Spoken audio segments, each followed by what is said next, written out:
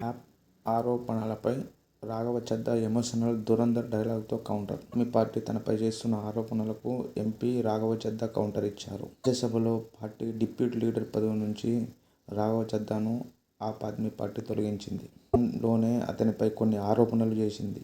ఈ ఆరోపణలకు 'Dhurandhar' cinema డైలాగులతో counter ఇచ్చిన రాఘవ చద్దా, ఇదంతా ముందుగా అనుకున్న ప్రకారం, పక్కా సమన్వయంతో తనపై జరుగుతున్న దాడికి అభివర్ణించాడు. ఈ మేరకు సోషల్ మీడియాలో వేదికపై రాఘవ చద్దా వీడియో షేర్ చేశారు. ఆమ్ ఆద్మీ పార్టీ తనపై చేసిన ప్రతి అబద్ధాన్ని తాను బయటపెడుతానన్న రాఘవ చద్దా, నేను గాయపడ్డాను, అందుకే మరింత ప్రమాదకరంగా మారాను అంటూ 'ధురంధర్' సినిమా డైలాగుతో ఆ పార్టీకి కౌంటర్ ఇచ్చాడు.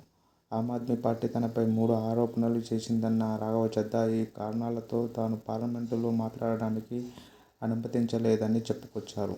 ఈ 3 ఆరోపణలపై తన వివరణ తెలియజేశారు.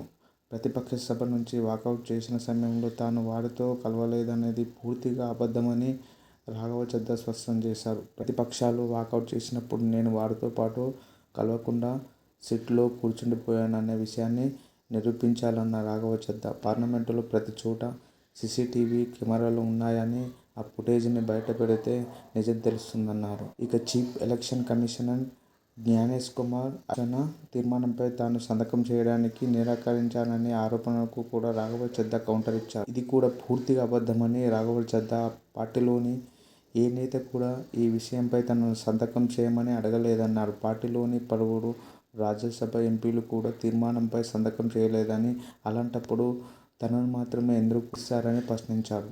అలాంటి తీర్మానాలకు రాజ్యసభలో 50 మంది సభ్యుల మద్దతు సంతకాలు సరిపోతాయని గుర్తు చేశారు. ఇక పార్లమెంటులో తాను చాలా సాధారణమైన విషయాలపైనే మాట్లాడతానంటూ చేసిన విమర్శలపైన రాఘవ చద్దా స్పందించారు. ఈ క్రమంలో కంటతడి పెట్టుకున్నాడు. తాను భయంతోనే పార్లమెంటులో అల్పమైన విషయాలు లేవనెత్తుతున్నానని ఆరోపణలపై కౌంటర్ ఇచ్చిన రాఘవ చద్దా, తాను పార్లమెంటుకు అరవడానికో, గందరగోళం చేయడానికో, మైక్రోఫోన్లు పగలగొట్టడానికో వెళ్లడం లేదని స్పష్టం చేశారు.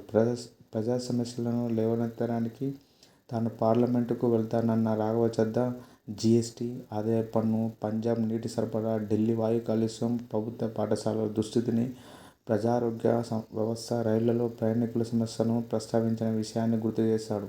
పార్లమెంటు సమావేశాలకు తాను సమస్యలపై లేవనెత్తి ప్రభావం చూపించడానికి వెళ్తానే గానీ గందరగోళం సృష్టించడానికి కాదని, తన 4 ఏళ్ల పార్లమెంటు రికార్డులను చూస్తే ఈ విషయం తెలుస్తుందని రాఘవ చద్దా స్పష్టం చేశారు. నేను గాయపడ్డాను, అందుకే మరింత ప్రమాదంగా మారానంటూ రాఘవ చద్దా ఆమ్ ఆద్మీ పార్టీకి కౌంటర్ ఇచ్చారు.